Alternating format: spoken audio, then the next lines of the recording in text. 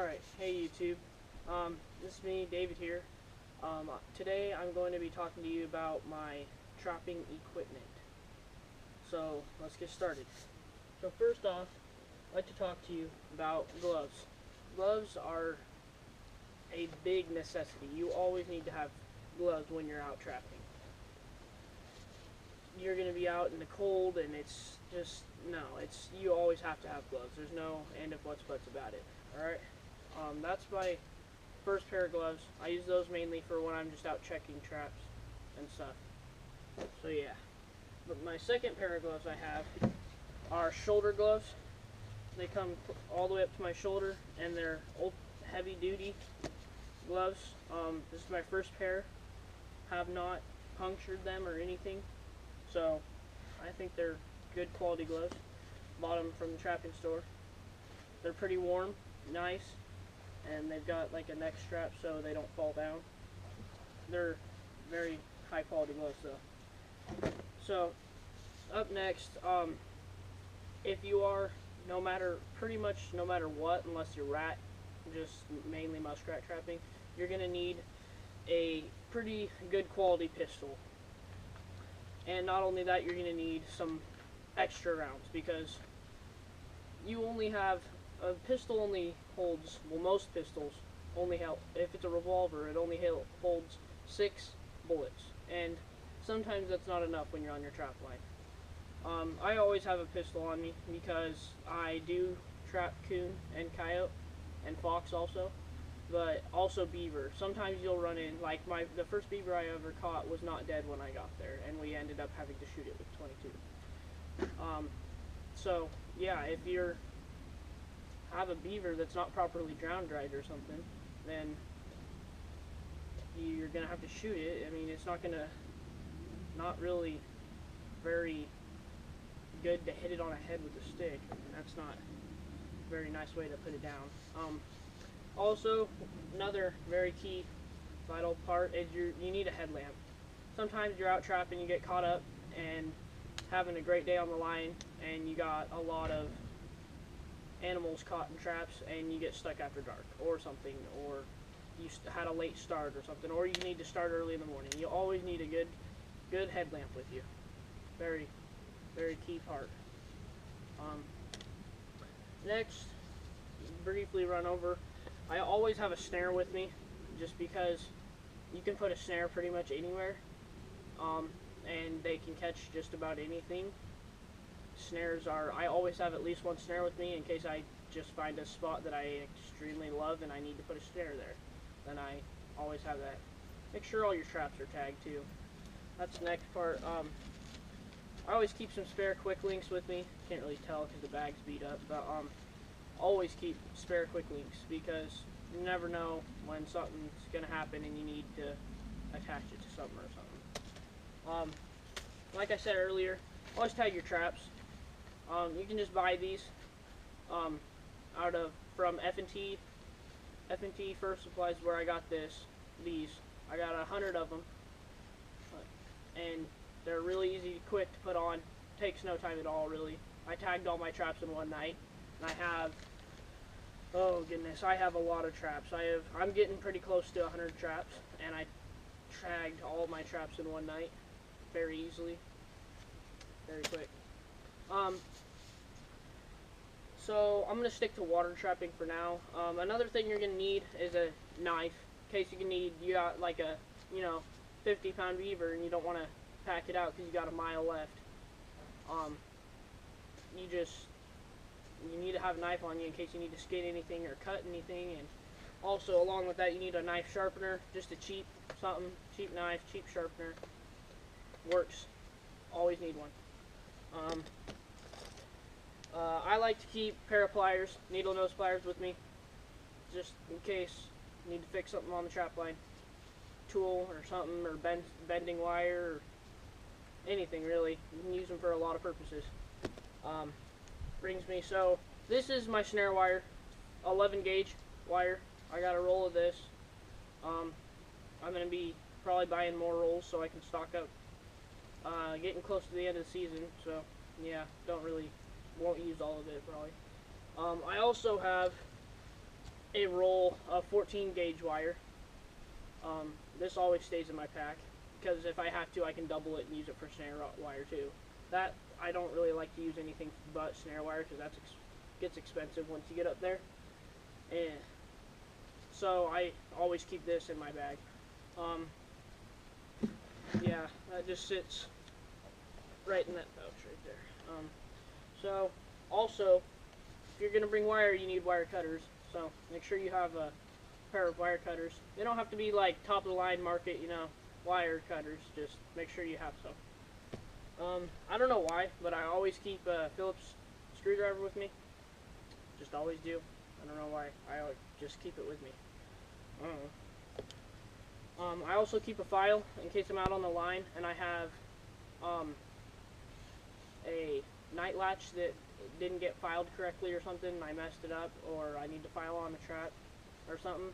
I always keep the file with me so I can redo that night latch if I need to. I also keep a smaller pair of pliers. These also have like wire cutters built into them, and then they're also a plier, so in case I lose my wire cutters or something, I still have this multi-purpose tool. I also have a vice grip with me at all times because sometimes I'll be out on the line and I'm in a marsh or something and I'm trapping beaver and I'll have a number 4, and I can't get it set because I'm in like the muddiest of muddy conditions.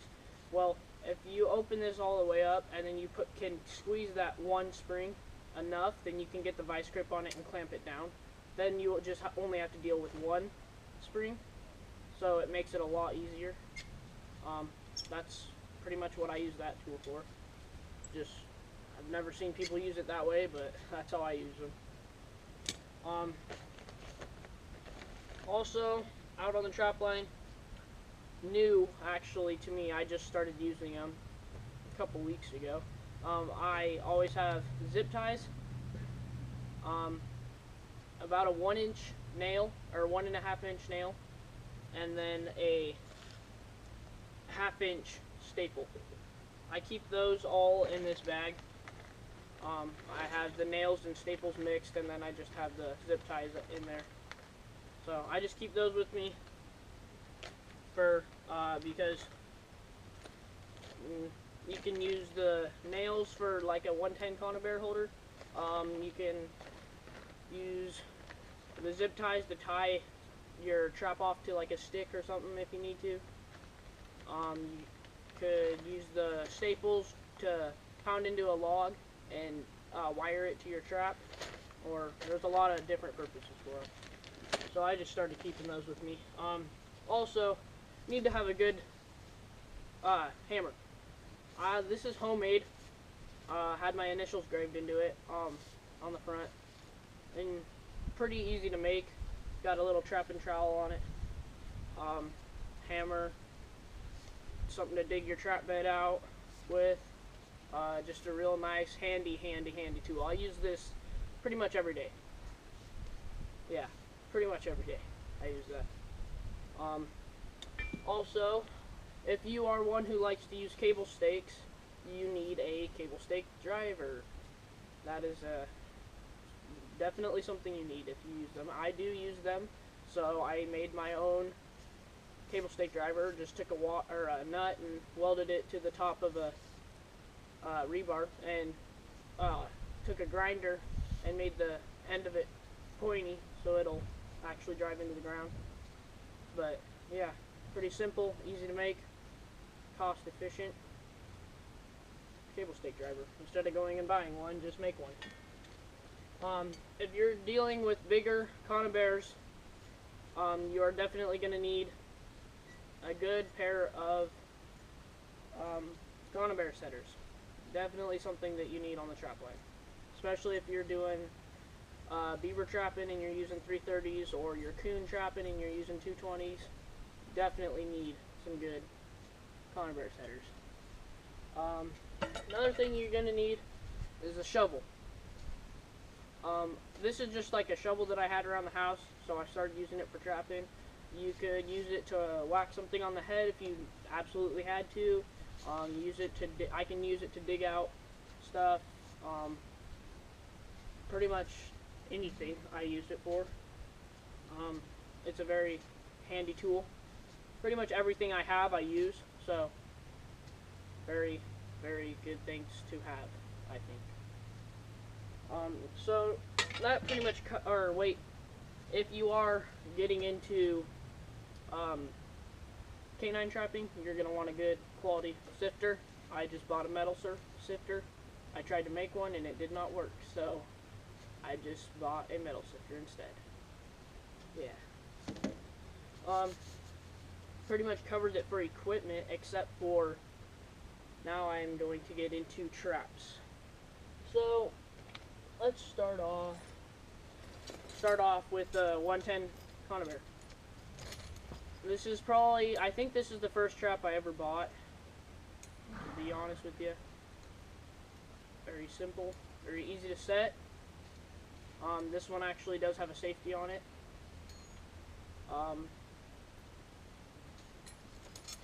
Just very all-around, I like 110s. You can use them for mink, muskrat, weasel, a lot of different things. Just find a muskrat hole and put it right in front of it. Next day you'll have a muskrat, most times. So next is a 1.5 long spring trap. These are very good traps. You can use them for coon, muskrat, mink, lots of different things. If you get pretty good quality ones, they will hold a coon, especially if you have it on a jounder. Yeah, they're good quality traps. So,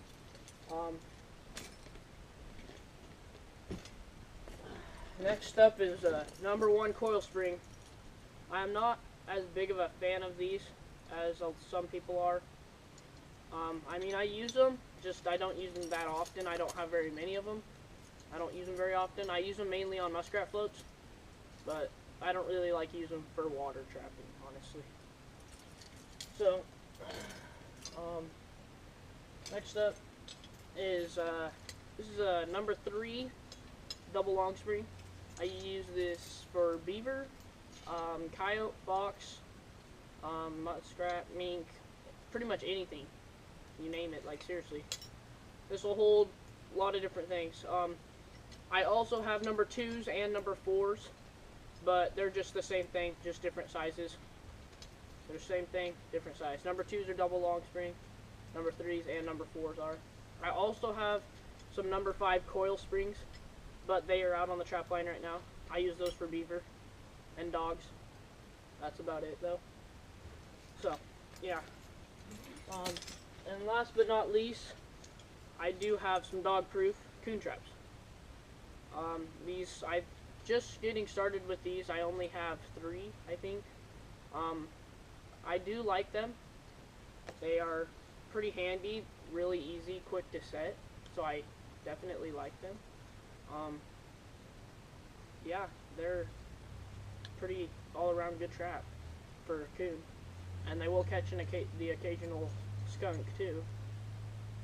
Yeah, I guess they didn't make them skunk proof. So yeah, that sums it up pretty much for the equipment, everything. I will be making a video on baits and lures that I use. That'll be the next video probably, and then I'll get more footage of the trap line after that.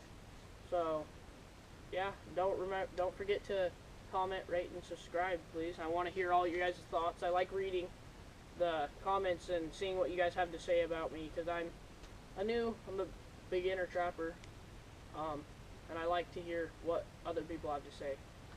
It's a big part of what I like about YouTube. So, thank you.